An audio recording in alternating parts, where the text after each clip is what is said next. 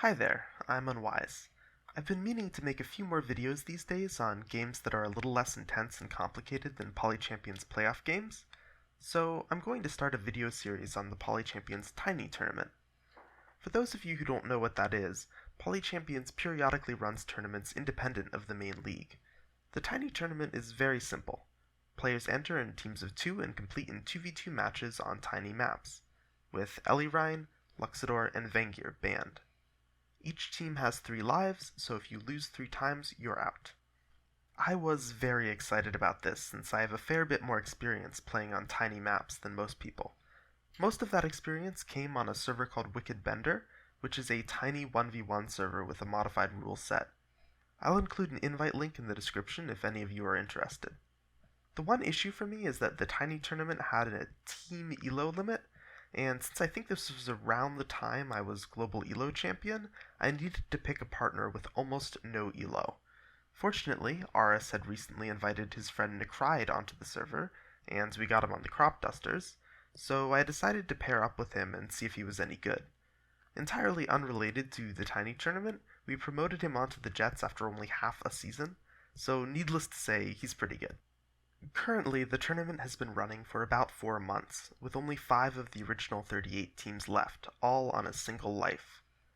My team is competing in round 11 against one of the teams we lost to earlier, so hopefully we can get our revenge and knock them out.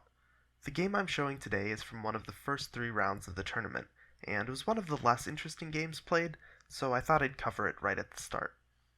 Later on, tribe picks would shift a bit as we got more used to the tiny meta, but as the away team, I took Zabasi and Necride took Imperius. In retrospect, one of us probably should have taken an Explorer, but we preferred to take Workshop.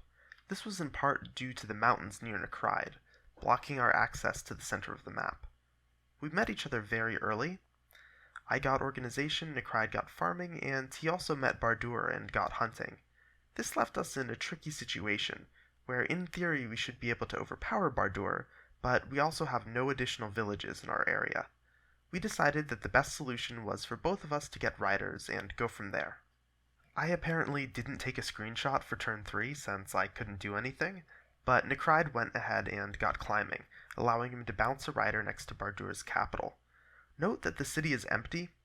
For the most part, I think this game was a spawn loss for the other team, but the fact that Bardur wasn't producing units despite having 2 players breathing down his neck is a little surprising to me, and I think it made it easier for us to roll over him. At this point, Bardur gets shields. While this is basically forced at this point, getting shields without a wall in a game like this is the same thing as resigning. I went into a deep think here about the best way to break him down, and I came up with a plan for Necride to take his capital. The key here is that while we can't attack Bardur's shields can't attack us. They're useful only in that they take up space and require 4 hits to kill. This means that if we can control any 4 tiles adjacent to Bardur's capital, we can slide units through his shield's zone of control, breaking him down.